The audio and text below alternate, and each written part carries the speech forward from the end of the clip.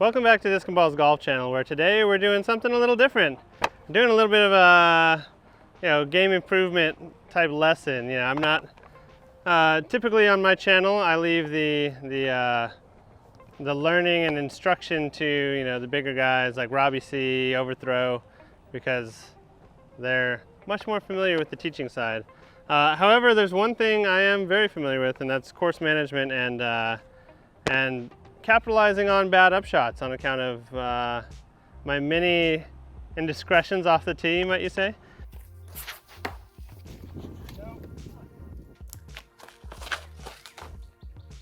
Across the ditch, and I have a rug burned left nipple. So today is going to be about knowing your distances, and that means how far you throw things. For approaches, you can do it for full power. I encourage you to learn full power, but this is mostly for making your approaches easier. So for example, I have my bag back here, my golf bag. It's out at about 150 feet from this lie. For me, motherfucker. So for me, I know my distance is, my backhand 150 is a standstill glow wizard. I just reach back, like directly back from the target. A comfortable throw, not overpowering, but like a good full power, but not trying to juice it throw. And that'll go 150. I can sometimes up it to 170, 180. I lose accuracy when I do that though. And that's the key, find your point. It doesn't matter what your numbers are for approaches, assuming you can get there, as long as you are able to do it consistently. So same thing, it goes about 150, the A2, but it goes a lot to the left. So I would have to put that out maybe at this telephone pole. We'll make a little counter up at the top to see how many times I hit that, just trying to park my bag. I also have some orange spikes set up just past before my bag, about 15 feet in front and 15 feet behind. So 135 to 175 or 165, if only I could math, right? Is what I have covered. And we're gonna just go over, I don't really know standstill what my shark does. I tend to do the hunters more inside of 100 because I typically am trying to run it with the hunters. Whereas if it's a layup, going wizard, I'm going Berg. Berg is same power as the wizard, but I think only 120, 130-ish. So we'll see how that goes. Same power, I'll try and I think the shark might be glidier and maybe get 170 on a similar line to what the wizard does. But again, I don't know my numbers because I rely on the ones that I'm super consistent with, mostly the wizard and the A2. So, know your numbers, let's do it. Okay, so for all that confidence on 150, let's see how it goes.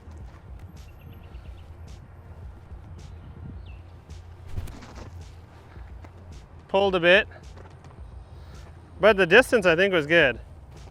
So, Berg I think was about 120-ish. See if I can get my shit together. Oh my gosh. Maybe I need to warm up first. So pretty terrible for the Berg. None of these might be usable. A2, this should be fine. I'm gonna put it out flat to the right and let it just finish. Should be same speed throw as my wizard. Yeah, there we go.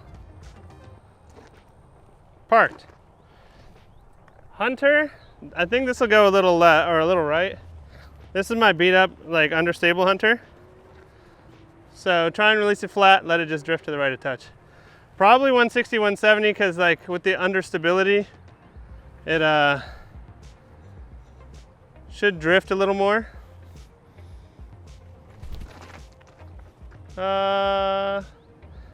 Never even made it. Good line, but turned up too much and landed early. Okay. Stable hunter. We're just gonna throw it like the wizard, only better. And there's that turn. Kind of a ho-hum showing. Shark, this should be straight as hell. Shark's so good. A little bit of anti-release. Okay, so yeah, accuracy left a little to be desired, but distance-wise, I'm gonna rethrow the berg. My standstill tends to come out a little annied. I should work on that, getting it flatter release. There we go. Berg 150. A little bit of hyzer and it flipped up, I think. All right, let's go pick those up.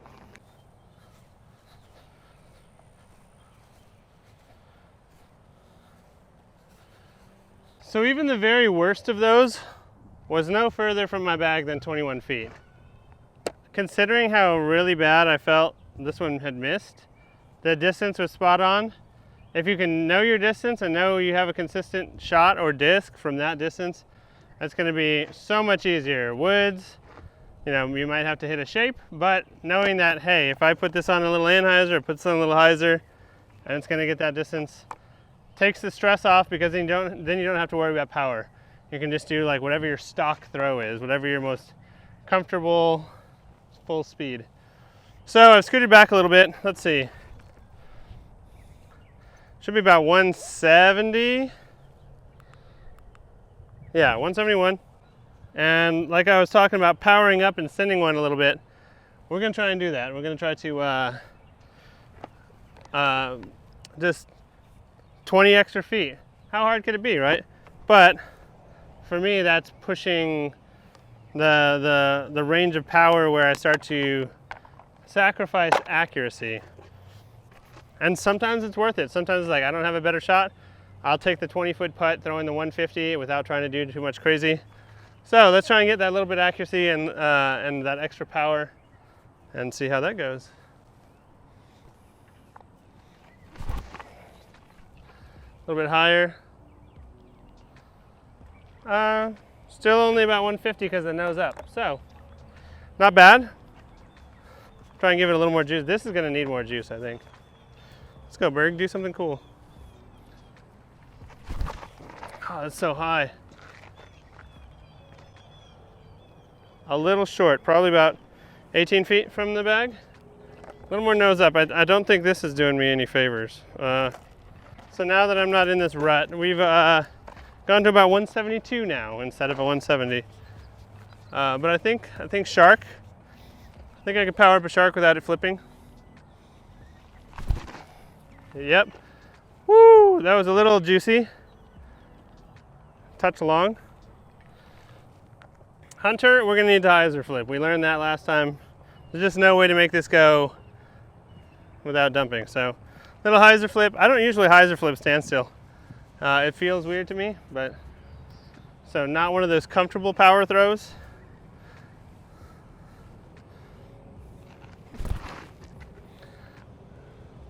Yeah, felt funky. Okay, so we'll try and hyzer flip the white hunter. A little bit higher in the air too. Whew, that was bad. Oh, that was so bad. Okay, A2, we know that. We know where the A2 goes. It goes left, so put it out here.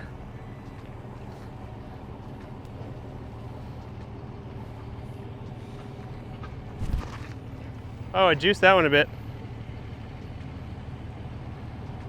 Okay, a little long. Harp, fuck it, we're sending the harp. Harp's like straight throw, or should act like the A2. Okay, maybe not as beefy. Hunter's short. White hunter never hyzer flipped and it just stayed on hyzer and went left. Pretty bad, that's outside circle. Harp was pin high about 15 feet. This is 12 feet. Good tapping range for the Wizard. Berg about 18 feet. And then the A2 and the shark. 1, 2. About 39 feet, 40 feet. So a little long with these guys. So as you can see, up in the power, not always the best option if you can just find a disc that gets a little extra glide or a little, you know, allows you to do that full comfortable throw without needing to, you know, feel like you're overexerting yourself with the follow through or with the power in general.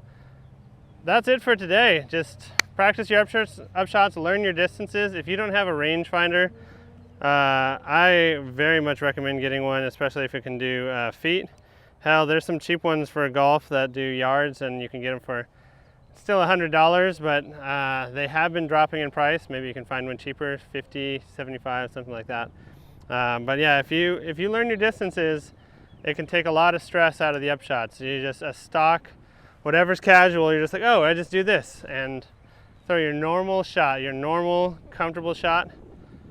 Get those distances, because that's what's going to help you save strokes out there on the course. So, found this interesting. You know, as one of my first, you know, kind of teaching type videos, because I tend to prefer the entertainment side.